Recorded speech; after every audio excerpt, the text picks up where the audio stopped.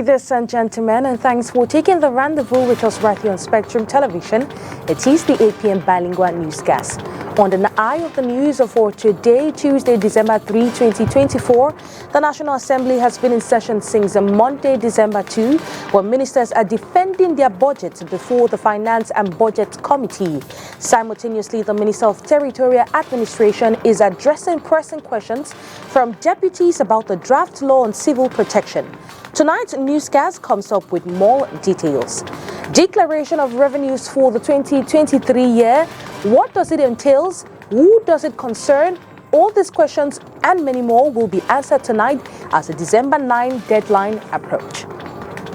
Good evening once again, ladies and gentlemen. If you're just joining us, you're right in time. Well, the 8 p.m. Bilingual newscast opens in the French language with you, Makeda Lidimnitum. Good evening. Bonsoir, Onila Donette, Tandessa, mesdames, messieurs, bonsoir et bienvenue dans ce journal. Après la présentation par le Premier ministre du programme économique, financier, social et culturel pour l'exercice 2025, plusieurs membres du gouvernement sont passés ce mardi devant la Commission des finances et du budget de l'Assemblée nationale. C'est pour défendre évidemment leur budget. Et outre cela, le ministre de l'administration territoriale, par exemple, a répondu aux questions des députés sur le projet de loi régissant la protection civile. Pour la Tangandji, s'est aussi exprimé sur la situation du sous-préfet d'Idabato, enlevé il y a quelque temps. Olivier Bouzike pour le point. Interrogé par le Parlement sur la situation du sous-préfet d'Idabato, Roland Iwane, enlevé il y a quelques mois, pour la Tangandji se défendre. La gesticulation ne fait pas partie de l'administration. Le sous-préfet a été kidnappé le 1er octobre vers 3h. J'ai longuement discuté avec le gouverneur entre 3h et 4h du matin pour essayer de voir dans quelles circonstances il a été kidnappé. Et aussitôt, le gouverneur a mis en place une cellule de crise, n'est-ce pas, pour chercher les renseignements prévisionnels ou les informations pouvant nous conduire à localiser où se trouvait le sous-préfet. Selon toute vraisemblance, aujourd'hui, je pense qu'il n'est pas en territoire camerounais, ce qui rend les recherches plus difficiles. On ne peut pas dire que le gouvernement, nous on a fait, vous savez, il y a eu beaucoup de communication, le gouverneur tient des réunions, il est descendu sur place, il a parlé avec plusieurs personnes, il a demandé que ceux qui ont des informations qui peuvent nous aider à localiser le sous-préfet qui donne. Alors ces informations ont été portées, n'est-ce pas, la connaissance des forces de maintien de l'ordre, la stratégie que nous avons pour pas le dévoiler ici, mais nous pensons qu'il a été enlevé par des terroristes. Vous savez, dans le principe d'un État, on ne négocie pas avec les terroristes. Donc nous discutons avec les partenaires, pour assurer la sécurité du sous-préfet enlevé et voir comment il peut être libéré dans les meilleures conditions et afin qu'il regagne son poste de travail. Le ministre de l'administration territoriale a donné ainsi la position du gouvernement en marge d'une plénière consacrée à la discussion générale sur le projet de loi régissant la protection civile, lequel projet de loi vise à prévenir et renforcer l'assistance aux populations. S'agissant des projets de loi que j'ai défendus sur la protection civile ou sur la coopération de la police, il y a donc un cadre juridique qui permet maintenant une meilleure collaboration pour traquer les bandits de grands chemins, les trafiquants de drogue et tous ceux qui se plaisent dans ce qu'on peut appeler les crimes en bande organisée. S'agissant de la protection civile, vous savez, nous avons fait déjà beaucoup de choses. À travers la nouvelle loi, il y aura une synergie d'action entre tous les acteurs. Cette loi va améliorer nos performances sur le terrain et puis ça va mieux encadrer la gestion des catastrophes. La loi a été adoptée au même titre que le projet de loi régissant la pêche et l'aquaculture au Cameroun et celui autorisant le président de la République à ratifier l'accord de coopération en matière de police criminelle entre les États de l'Afrique centrale et de l'Afrique de l'Est. Toujours au Parlement, le ministre des Finances a ouvert le bal dans le cadre de la défense des projets de budget en défendant les budgets des institutions de souveraineté. C'était à la Commission des Finances et du budget de l'Assemblée nationale. Well, following the Minister of Finance's presentation, several ministers have addressed the Parliament to advocate for their respective budgets, notably the Minister of Tourism and the Minister of Higher Education. Let's take a listen to them. Priority is to rehabilitate a number of infrastructures, mainly hotels that we have, particularly the Bamenda, the Ayaba Hotel in Bamenda and other infrastructure that suffered from the floods that happened. So, and the members of parliament suggested that we work to find synergies with some other colleagues, particularly the Minister of Forests and Wildlife, to see how best we can develop synergies and promote more our sites internationally. Quality assurance. The universities of Cameroon must have a level, a world level. The students that we are training must be among the best in the world, not only in our country, Cameroon, not only for Central Africa, not only for Africa, but in the world. Secondly, our priority is professionalization and digitalization of training, because it is the new paradigm that the University of Cameroon must implement, must achieve. And thirdly, we have the employability of our students. They must create their enterprises, because now what is important is not to seek a job, but to create your job, to have your money with the job you are creating. That are the priorities of my department. Over to the southwest region, precisely in the Limbe 1, where the Limbe 1 Council, led by Lord Mayor Madame Eposi, has initiated plans for the 2025 fiscal year budget, aiming for a total of 980 million, marking an 8% increase from 2024. Well, this budget focuses on key sectors such as education and local development. Details with you, Katran Kone. 260 investment funds, nothing. 280 depreciation and fixed assets, nothing. 790 fixed assets production, 70. To improve agriculture and rehabilitate infrastructures such as road, schools and markets, the Limbe 1 Council, led by Mayor Eposi, has reviewed and approved its 2025 budget. In 2025, I have almost the same projects that I had this 2024. Construction of schools, rehabilitation of schools, construction of toilets in some schools that don't have toilets, concreting of some communal roads. I'm intending next year to construct a market. We have to make again some boreholes, because one of my biggest challenge in Limbe is water, and so every quarter wants me to put a borehole in their quarter. So those are some of my 2025 earmarked projects. She stated that the commitment made in 2020 will be fulfilled. It's a population that puts me here. And so I gave them some promises. And so I'm looking forward to complete my objective, as I told them, from 2020 that I came here at the helm of this Limbe 1 Council. And so if I do all this, then I will be satisfied that I have achieved my aim. Effective revenue collection has significantly contributed to the council's growth. You people heard from my speech.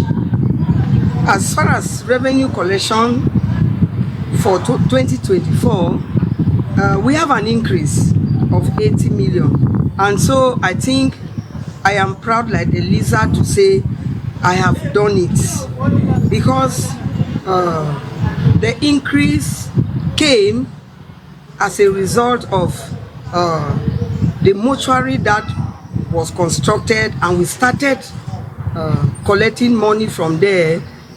The low-cost houses that we constructed, 8 studios, and all tenants have taken. The 2025 draft budget is focused on fostering local development and addressing the socio-economic needs of the community with a strong emphasis on enhancing social cohesion. Expenses payable by annuity.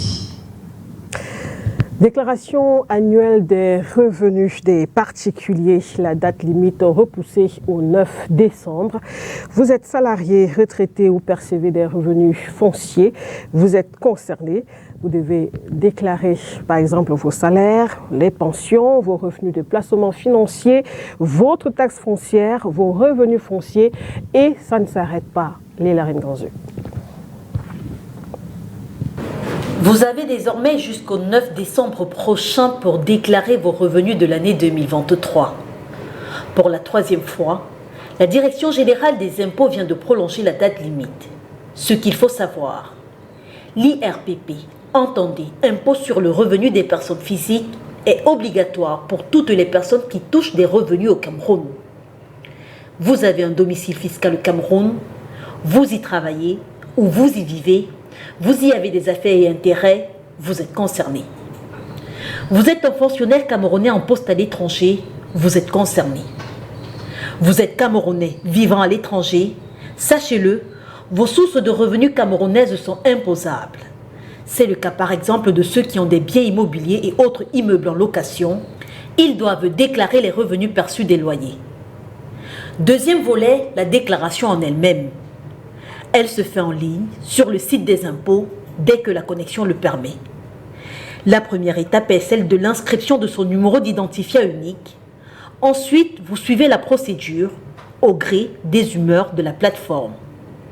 Au bout du processus, un document vous est délivré, l'attestation de conformité fiscale qui montre que vous êtes en règle avec l'administration fiscale du Cameroun. Au-delà de tout ceci, le document est désormais exigé pour un certain nombre d'opérations. Demande de visa, demande d'ouverture d'un compte bancaire, demande de subvention publique, opération d'exportation, abonnement Kamwata et Neo et bien d'autres. En cas de non-souscription, votre nom sera dans la liste des défaillants publiée dans le Cameroun Tribune, publication valant mise en demeure. Deuxième palier de sanction, l'application d'une amende fiscale de 250 000 francs CFA. Troisième palier, la désactivation du fichier actif de la Direction générale des impôts, avec des conséquences comme l'impossibilité de demander un visa. Les Camerounais ont justement de cette opération, ont-ils déjà fait leur déclaration? Force est de constater, Léla Renganzeu et Nono Fritri, que la communication de la Direction générale des impôts semble n'avoir pas touché toutes les couches. Écoutez. Oui, si c'est pour les impôts, moi, depuis plus de 10 ans, je paie mes impôts. J'avais déjà... La plateforme n'est pas commencée aujourd'hui. Mes petits commerces que je faisais, j'ai un frère qui m'avait conseillé d'être réglé dans mes impôts. Donc, depuis... Ah non, je n'ai pas encore, je ne me suis pas encore, je suis même pas au courant qu'il y avait une plateforme pour vous s'enregistrer pour les impôts. Je ne suis même pas au courant, merci. Je suis en chômage depuis, donc je ne fais absolument rien, je ne parviens même pas à manger un bout de pain. Dans les pays où on parle des impôts, je crois que les citoyens sont subventionnés, ou bien disons que les chômeurs même ont des petits revenus, l'État donne des petits revenus aux individus pour pouvoir se soutenir. Pour ceux qui ne font rien. Pas encore, parce que ça n'a pas encore assis sur ma tête, je suis en train de réfléchir. À 100%, il n'y a rien de normal là-bas. Il n'y a rien de normal parce que, sauf qu'il faut définir ça comme une taxe d'avoir respiré les Camerounais. Parce que pour moi, je sais que tout ce qu'on achète, quel que soit le bic, ou le crayon, ou la chemise, le chapeau, il y a déjà une taxe dedans. Si on demande encore de payer les taxes, et en plus, on sait qu'ici au Cameroun, presque plus de 70% des jeunes. Les gens ne travaillent pas. Ou on peut dire sous-emploi. Maintenant, on demande de payer le taxe en vertu de quoi? Ça ne s'explique pas. Moi, je ne vois pas l'emplacement de demander à un simple citoyen qui se bat à nourrir. On vit ce qu'on appelle en anglais subsistence living, c'est-à-dire que des mains à la bouche. On n'est pas rien. Maintenant, on se bat pour nourrir même la famille et on demande de payer des taxes. Ça ne s'explique pas. L'État devait comprendre que le Camerounais s'ouvre, on n'a pas les sociétés, il n'y a pas d'emploi. Maintenant, les Chinois ont envahi le pays. C'est-à-dire qu'ils ont même bloqué même la production des Camerounais. On ne peut rien produire. Tout ce qu'on produit, les Chinois viennent avec les prix bas, ils cassent tout. D'ici peu de temps, ils vont commencer à importer même le maïs. Hein. Même le maïs avec le macabo. Je ne me suis pas enregistré parce que d'abord, je ne trouve pas mon avantage sur cette plateforme. Parce que d'après moi, je me dis c'est les capitalistes qui ont jugé peut-être encore nous réunir pour profiter de nous. Donc pour moi, je ne me suis pas encore enregistré. Vous dire que ça va nous pénaliser. Nous, on est d'abord pénalisés depuis parce que nous, on est en chômage, on ne fait rien. Un Camerounais digne ne doit pas vivre ce qu'il vit aujourd'hui. Non, je ne suis pas au courant, mais j'attends comment les gens disent avec les machins d'inscrits là, comment on dit, online. Et tout ça, ce sont les macros. Oui, toutes les choses qui ont inscrit online là, non, je ne suis pas d'accord avec les choses là. Non, pas encore, je ne suis pas encore ici, mais je compte le faire dans les semaines qui suivent. Non, parce que je n'ai même pas une boutique et mon atelier encore. Quand je vais avoir, je payerai. C'est mon beau qui paye. Moi, je ne connais pas comment on paye les impôts. Vous l'avez certainement constaté, il devient de plus en plus difficile de faire ses courses en se fixant sur le prix inscrit sur une liste faite la semaine d'avant. Et pour cause, les coûts des denrées alimentaires sont particulièrement changeants et ce sont les foyers ou le panier de la ménagère qui en pâtit. Orient donc et nos futurs sont rendus dans quelques marchés de la ville de Douala. Aussi fluctuant qu'une mer agitée, les prix des denrées alimentaires dans les marchés donnent le tournis aux ménagères. Le poisson, déjà, ce que je recherche est rare. C'est rare. Et il y a flambé de prix. Bon, ça dépend des saisons. Ça dépend des saisons. Les prix sont abordables. Nous sommes le 3 décembre. Les prix sont abordables. Mais revenez ici, d'ici le 15, d'ici le 12, ça va changer de prix. Hier, le cajot de tomates était à 2500. Aujourd'hui, c'est à 4500, 3000. Mais d'ici le 15, ça n'aura pas le même prix. J'ai acheté le sac d'oignons importé hier à 15 000. Aujourd'hui, ils sont à 17 500. Donc, vous voyez que ça augmente au fil des jours. La période de l'année, c'est-à-dire décembre, mois de célébration des fêtes de fin d'année, serait l'une des causes. Normalement, les prix sur le marché au mois de décembre grimpent toujours, ce qui est sûr. Simplement parce que la demande devient grande et l'offre est petite. C'est pour cela que tous les mois de décembre, les produits sont obligés de grimper parce que la demande devient aussi grande. Les gens sortent de la périphérie pour venir en ville se ravitailler et c'est ce qui fait que la demande est grande et l'offre est petite. Les prix sont obligés de flamber dans le marché. Au rayon fruits, la cherté n'a rien à voir avec le calendrier, mais plutôt la production. Les fruits, il n'y a pas eu de production des fruits. Les fruits sont excessivement chers, mais au niveau des légumes, le prix est bas. Comme par exemple la tomate, bon, et certains légumes, le prix est bas. Mais au niveau des fruits, le prix est élevé. Non, ça a augmenté facilement, ça a augmenté à 50%. Comme quel fruit par exemple? Bon, il y a par exemple Tamarillo, actuellement, il y a baisse de production. Il y a les ananas, le prix est élevé. Il n'y a pas de production par rapport au prix des engrais des années antérieures. Non, le client est obligé de supporter. Hein, le plat de la ménagère lui devient plus cher. Ils l'ont dit, dès la moitié de ce mois, les coûts appliqués aujourd'hui ne seront plus les mêmes. Il devient désormais difficile de faire ses emplettes en se fiant au prix d'une liste faite, même la veille. News out of the country, elections in Africa are often marked by high stakes and heightened tensions, which is decidedly unhealthy for voters. Experts in Ghana say campaign activities, voter fatigue and fear of political tension and violence can be deadly. Let's get more details in this report as prepared by our partners, The Voice of America. According to the Armed Conflict Location and Event Data, ACLED, an independent NGO collecting data on violent conflict and protests around the world, since 2000, nearly 50% of election-related violence globally has occurred in Africa, exposing citizens to significant health risk. Ghanaian Ministry of Health National Ambulance Service Director of Operations, Foster Anson Brijan, says while violence is a concern, road crashes are the leading health hazard during elections. Because of the parties moving around, campaigning, some deep into the night, and so the drivers become tired. And so as we know, driver fatigue also leads to crashes, road traffic crashes. So we've observed that anytime we are in an election, the number of crashes goes up. According to the National Road Safety Authority, during election years, road crashes in Ghana spiked by approximately 10%. As security resources are often redirected to crowd control and campaign security, limited road law enforcement during these periods exacerbates the problem. Anson Brijan says another health concern is physical exhaustion and dehydration. Long hours at campaign events and standing in queues to vote can take a toll on citizens. Some of them, they don't even eat because they want to go early and then go and cast their votes. So they don't eat. They will stay in the queue for a very longer time.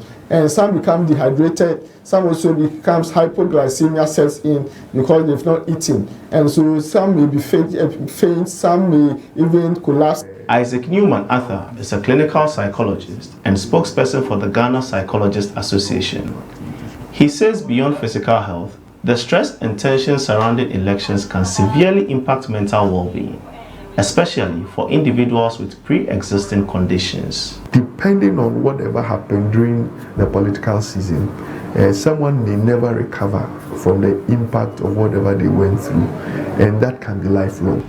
As Ghana gears up for elections on December 7, 2024, to elect the president and members of parliament, the National Ambulance Service is stepping up its preparedness to address these health risks.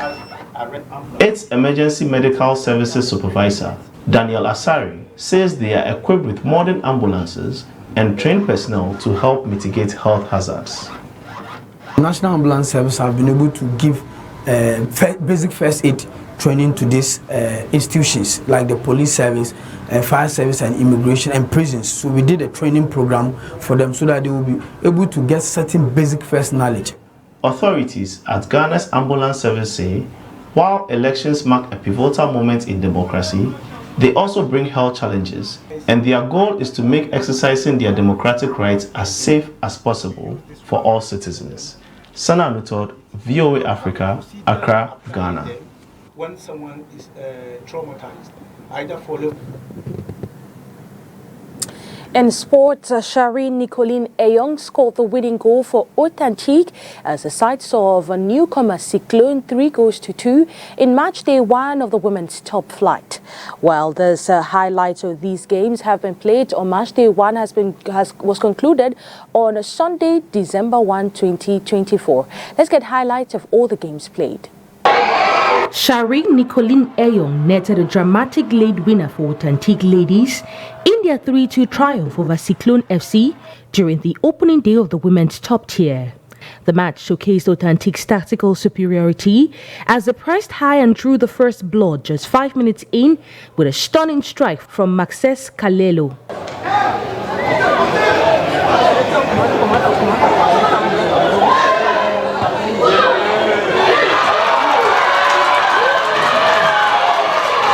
Cyclone, featuring skilled set-piece specialists, leveled the score in the 23rd minute with a well-executed free kick.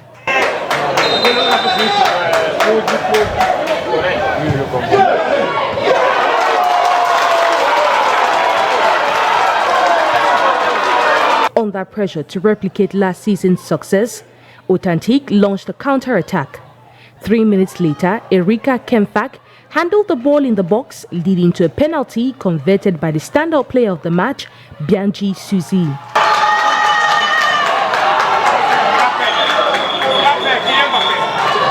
As halftime approached, Captain Diane Teyom rallied her teammates, resulting in Victoire Tudu curling Cyclone's second equalizer from another set piece.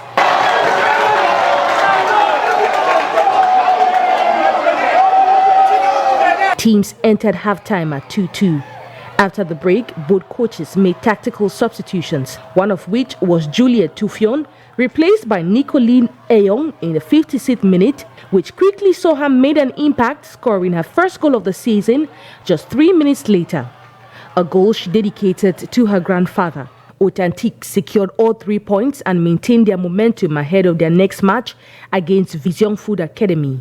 Newly promoted Vision lost their opener to Amazon FAP. Linda Hostangachu and Valerie Alisha were the goal scorers for Amazon FAP, while Berenice Simona Zhang, a midfielder for Amazon FAP, clinched the inaugural Women of Guinea-Siko title for this season. In other matches, title holders FC Eboloa defeated Itabong FC 2-0 in Bambili, while Eklesa came from behind to defeat Limbe Prof by 3-1. Jazz Sport also celebrated a 2-0 victory against Ice Hour as Kaimang suffered a heavy defeat to Leke, losing by 4-0. Well, match day 2 fixtures are already known. The Guinea-Siko will be between Cyclone against FC Eboloa at the Bipanda Next Stadium, and that will be at 3 p.m. on Saturday, December 7, 2024. Other games include Kaimang against Jazz Sport, the same venue, Bipanda Next Stadium, and at the Yaoundé Military Stadium, Limbe Prof will face off against Ice Hour, Amazon FAP against Leke. Well, in Bambili, Itabong FC will host Eclair, while the last match will be at their next one of the Omnisport Stadium, with Vision Food set to lock horns against Authentique at 3 p.m. Well, this puts an end to tonight's edition of the APM Bilingual Newscast. Thanks for staying with us. Make sure you take the rendezvous tomorrow, same time, same station. Have a wonderful night. Good evening. Good night to you, Makinality. Au revoir, Olivia Donette, mesdames et messieurs. Merci de votre attention. Excellente soirée sur Spectrum Télévision.